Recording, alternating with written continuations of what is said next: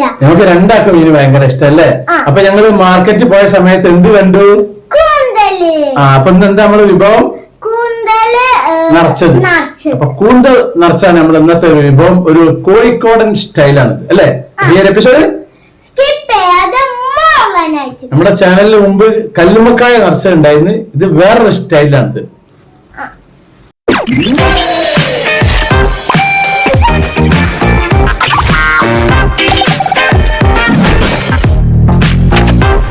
മീൻ മാർക്കറ്റിൽ വന്ന സമയത്ത് നല്ല ചെറിയ കൂന്തലുണ്ട്. അപ്പൊ ഞാന് ഒരു 1/4 കിലോ വാങ്ങിയതാണ്.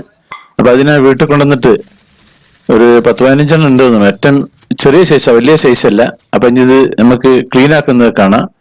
അപ്പൊ ഇത് അങ്ങനെ ക്ലീൻ ആക്കാന്ന് വെച്ച് കഴിഞ്ഞാൽ ഇതിന്റെ ഉള്ളിൽ ഒരു പ്ലാസ്റ്റിക്കിന്റെ ഒരു ലീഫ് എടുത്ത ഒരു സാധനം ഉണ്ട്. ഈ ഒരു സാധനം അത് പിടിച്ച് വലിച്ചാൽ കിട്ടും. പിന്നെ അതിന്റെ ഉള്ളിൽ നിന്ന് അങ്ങനെ പിടിച്ച് വലിച്ചിട്ട് ഇങ്ങോട്ട് എടുക്കുക.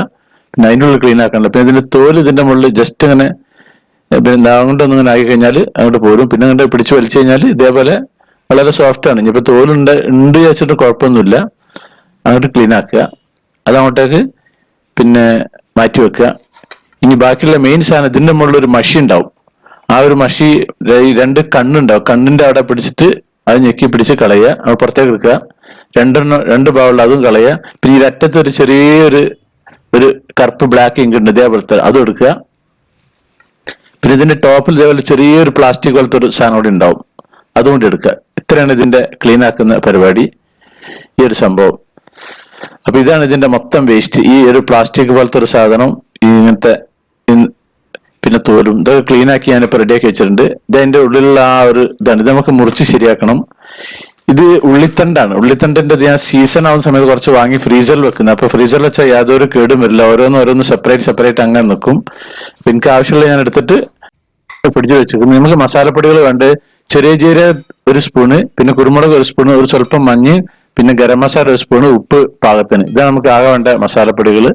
പിന്നെ വേണ്ടത് വലിയുള്ളി 1 വേണം, 1 പണ വെളുത്തുള്ളി, ഒരു സ്വല്പം ഇഞ്ചി, പിന്നെ ഒരു 5-6 ചെറിയുള്ളി, ഒരു തക്കാളി, ഇത് പിന്നെ ഇതിന്റെ തണ്ട്, പിന്നെ പച്ചമുളക് 1, ഈ കാണുന്ന 3, പിന്നെ 4-5 ഈ ഒരു ഐറ്റം നമ്മൾ മിക്സിയിൽ അരച്ചെടുക്കണം.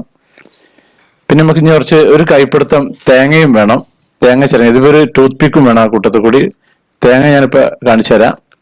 ഒരു കൈപ്പിടുത്തം തേങ്ങയാണ്. അതിന്റെ ഹാഫ് നമ്മൾ ഇതിലേക്ക് ഈ മിക്സിയുടെ ജാറിലേക്ക് ഇട്ടിട്ട് വെളുത്തുള്ളി, ഇഞ്ചി, പച്ചമുളക്, ചെറിയ ഉള്ളി, പിന്നെ ഈ ഉള്ളിത്തണ്ടിന്റെ ഇല, പിന്നെ ചെറിയ ജീരകം ഒന്ന് ചതയണം.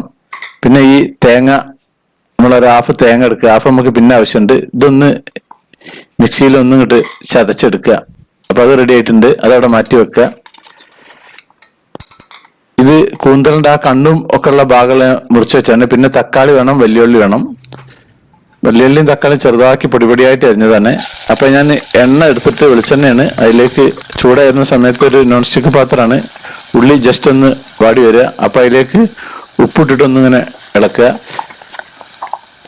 ശേഷം നമ്മുടെ ഈ ചതച്ച ഇത് കംപ്ലീറ്റ് ഇതിലേക്ക് ഇടുക. ഇതില് ഉള്ളിത്തണ്ടിന്റെ ഇല ഉണ്ടെങ്കിൽ മാത്രം എടുത്താൽ മതി, അത് നിർബന്ധമൊന്നുമില്ല. അപ്പൊ നല്ലൊരു ടേസ്റ്റാണ് പൊതുവെ ഇങ്ങനത്തെ സ്നാക്കിനൊക്കെ മസാല കൊടുക്കുന്ന സമയത്ത്. അവ ഉണ്ടാകുമ്പോൾ വാങ്ങി ഫ്രീസറിൽ വെക്കലാണ്. ഇനി നമുക്ക് ഒന്ന് വാടി വന്ന ശേഷം ആ കൂന്തലിന്റെ ആ ബാക്കിയുള്ള വാലും അങ്ങനത്തെ സാധനങ്ങളുണ്ടായിരുന്നു ഉള്ളിന്ന് എടുത്തിട്ടില്ലേ, അത് ഇതിലേക്ക് ഇട്ടിട്ട് അപ്പൊ അതൊരു സ്പെഷ്യൽ ടേസ്റ്റ് കിട്ടും. ഇനി നമ്മളെ ഗരം മസാല, മഞ്ഞപ്പൊടി, കുരുമുളക് പൊടി. മഞ്ഞപ്പൊടി സ്വല്പം മതി. ചുവന്ന മുളക് നമുക്ക് ഇതിൽ ഉപയോഗിക്കേണ്ട, അത് ഇട്ടാൽ വേറൊരു ടേസ്റ്റാണ് വരിക. ഒരു പച്ചമുളകിന്റെ ടേസ്റ്റാണ് ഏറ്റവും ഉത്തമം. ഇത് അടച്ചു വെക്കുക. ഇത് കുറച്ച് മല്ലിയിലയാണ്, ഒരു കൈപ്പിടുത്തം. ഇപ്പൊ ഏകദേശം ഒരു 5 മിനിറ്റ് ഞാൻ അടച്ചു വെച്ച് വേവിച്ചിട്ടുണ്ട്. അപ്പോൾ കംപ്ലീറ്റ് ഒന്ന് സെറ്റ് ആയിക്കുന്നു. ഇനി ഇതിലേക്ക് നമ്മുടെ തക്കാളി ഇട്ടിട്ടുണ്ട്. തക്കാളി പൊടിപൊടിയായിട്ട് അരിയണം. പിന്നെ ബാക്കിയുള്ള തേങ്ങ ഇതിലേക്ക് ഇട്ടിക്കുന്നു. എന്നിട്ട് നല്ലോണം അങ്ങോട്ട് ഒന്ന് മിക്സ് ചെയ്യുക എല്ലാ ഭാഗവും. അവസാനം നമുക്ക് മല്ലിയില ഇട്ടിട്ട് അത് പിന്നെ പുറത്തേക്ക് എടുത്തു വെക്കുക. ഇപ്പൊ സംഭവം റെഡി ആയിട്ടുണ്ട്.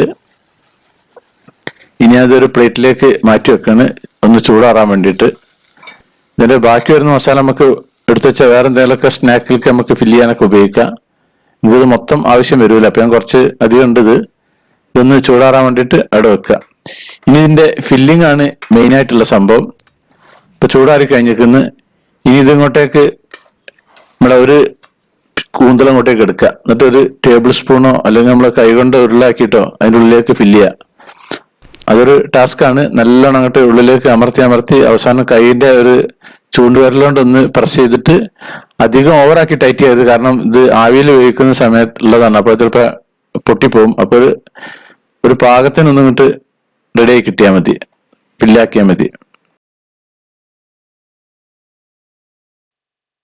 അപ്പൊ അത് ഫില്ലായി കഴിഞ്ഞ് ഒരു ടൂത്ത് പിക്ക് എടുത്തിട്ട് ഞാൻ ചെയ്യുന്ന പോലെ ഇങ്ങനെ ഇതിനുള്ള പുറത്ത് മസാല പോകാതിരിക്കാൻ വേണ്ടിട്ട് അങ്ങനെ അടിച്ചിട്ട് ഒന്നിങ്ങോട്ട് പ്രസ് ചെയ്ത് വെച്ചെടുക്കുക. എന്നിട്ടൊന്ന് ഇതേപോലെ ആക്കി വെക്കുക.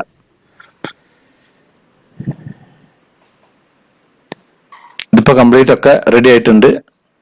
ഇനി ഇതിനുള്ള പിന്നെ ഇതിന് സ്വല്പം എണ്ണയിലേക്ക് പരട്ടിയിട്ട് ഞാൻ ആവിയിലൊരു 5 മിനിറ്റിന്റെ 7 മിനിറ്റിന്റെ ഇടയ്ക്ക് വേവിച്ചാൽ മതി. ഇങ്ങനെ ടൈറ്റ് ആക്കി വെക്കണം, വിടർത്തി വെക്കരുത്, ഇങ്ങനെ കൂമ്പിച്ച് വെക്കണം. പാൻ അടച്ചിട്ട് ഒരു 7 മിനിറ്റ് നമുക്ക് വേണ്ടത്. അപ്പൊ നമ്മുടെ ബാക്കി മസാല ഉണ്ട്. അപ്പൊ ബാക്കി മസാല ഞാനൊരു ചെറിയൊരു ബൗളിൽ എടുത്തിട്ട് മാറ്റി വെക്കുകയാണ്. ഇത് നമുക്ക് വേറെ എന്തെങ്കിലുമൊക്കെ സ്നാക്ക് ഉണ്ടാക്കുന്ന സമയത്ത് അതിൻ്റെ ഉള്ളിൽ വെക്കാം. ഞാൻ അങ്ങനെ പൊതുവെ എടുത്തു വെക്കാറുള്ളതാണ്. ഇപ്പൊ നമ്മളെ സംഭവം 7 മിനിറ്റ് കഴിഞ്ഞിട്ട് ഞാൻ എടുത്തിട്ടുണ്ട്. അപ്പൊ 1-2 പൊട്ടിപ്പോയിക്കുന്നുണ്ടല്ലേ, അതൊന്ന് പൊട്ടിയതാണ്. പിന്നെ അപ്പുറത്ത് വേറെ ഒന്ന് പൊട്ടിക്കുന്നത്. ഇതിഞ്ഞ് പുറത്തേക്ക് ഒരു പ്ലേറ്റിലേക്ക് വെക്കുക. ഇനി നമുക്കിതൊന്ന് ജസ്റ്റ് ഒന്ന് നമ്മുടെ മസാല പുരട്ടിയിട്ട് ഒന്നിങ്ങനെ വരട്ടണം. അപ്പൊ ഇതൊക്കെ കംപ്ലീറ്റ് അയക്കുന്നത്. ആ പൊട്ടിയതുകൊണ്ടാണ് കുറച്ച് മസാല പുറത്തു പോയത്. ഇനി ഒരു ചെറിയ നോൺ സ്റ്റിക്ക് പാത്രത്തിൽ പോലെ സ്വല്പം വെളിച്ചെണ്ണ പാർന്നിട്ട് ഇവിടെ നമുക്ക് ചുവന്നമുളകിന്റെ ആവശ്യമുണ്ട്.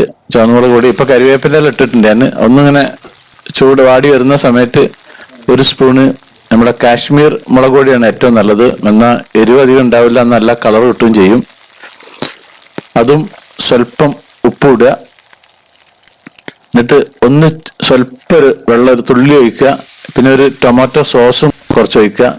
ഇപ്പൊ ടൊമാറ്റോ സോസും കുറച്ച് ഒഴിച്ചിട്ടുണ്ട്. എന്നിട്ട് നല്ലോണം അങ്ങോട്ട് ഒന്ന് മിക്സ് ചെയ്യുക. എന്നിട്ട് ചൂട് കുറച്ച് വെച്ച ശേഷം നമ്മുടെ കൂന്തൽ നിറച്ചത് കംപ്ലീറ്റ് അതിലേക്ക് ഇട്ടിട്ട് ഒന്ന് എല്ലാ ഭാഗവും അതിനെ തട്ടുന്ന മോഡലാക്കുക. അല്ലെങ്കിൽ എന്താ വെച്ചാൽ ഇതിനൊരു പച്ചച്ചായ വരും ഈ കൂന്തലിന്റെ പുറംഭാഗം മാത്രം വെറുതെ വയ്ക്കുന്ന സമയത്ത്. അപ്പൊ ഒന്നിട്ടിട്ട് എല്ലാതും നല്ല കംപ്ലീറ്റ് ഒന്ന് ഇളക്കി ശരിയാക്കുക. എല്ലാ ഭാഗത്തും ടച്ച് ചെയ്യുന്ന മോഡലാക്കുക. നമ്മുടെ ചട്ടയം കൊണ്ടൊന്ന് മറിച്ചിടുക അങ്ങോട്ടും ഇങ്ങോട്ടും. ഇത് ജസ്റ്റ് ഒന്ന് ആയി വന്നാൽ മതി. ഒന്ന് എല്ലാ ഭാഗവും ഇളക്കി കഴിഞ്ഞ ശേഷം എടുത്ത് പുറത്ത് വെക്കുക. പിന്നെ കഴിക്കാൻ നല്ല അടിപൊളി ടേസ്റ്റാണ്. കുട്ടികളൊക്കെ ഭയങ്കര ഇഷ്ടമാവും. ഇത് കഴിച്ചു തുടങ്ങി കഴിഞ്ഞാൽ പിന്നെ നമുക്ക് നിർത്താൻ തോന്നില്ല, അത്രക്കും സൂപ്പർ സാധനമാണ്. ഇപ്പം എല്ലാ ഭാഗമായിട്ടുണ്ട്. കാശ്മീർ മുളക് പൊടി ആയിരിക്കണം ഇടേണ്ടത്, എന്നാലും അതിനൊരു ഉഷാറ് കിട്ടുക. മറ്റേ മുളക് ഇട്ടുണ്ടെങ്കിൽ പിന്നെ മസാല ഉണ്ടാക്കുന്ന സമയത്ത് ഒരിക്കലും മുളക് പൊടി ഉപയോഗിക്കരുത്. ഇപ്പൊ ഒക്കെ റെഡി ആയിട്ടുണ്ട്. ഇനി പ്ലേറ്റിലേക്ക് വെക്കുക, ഇനി കഴിക്കുക. അടിപൊളി ടേസ്റ്റാണ്. ഒരുപാട് വെറൈറ്റി ഫുഡുകളൊക്കെ നമ്മളെ ചാനലുണ്ട്, അതൊക്കെ നിങ്ങൾ കാണുക. സാക്സ് വെറൈറ്റീസ് ചാനൽ നിങ്ങൾ ആദ്യമായിട്ട് കാണുന്നവരാണെങ്കിൽ അത് സബ്സ്ക്രൈബ് ചെയ്യാൻ മറക്കരുത്, ലൈക്ക് ചെയ്യാൻ മറക്കരുത്, കമന്റ് ചെയ്യാൻ മറക്കരുത്, ഷെയർ ചെയ്യാൻ മറക്കരുത്. Thank you.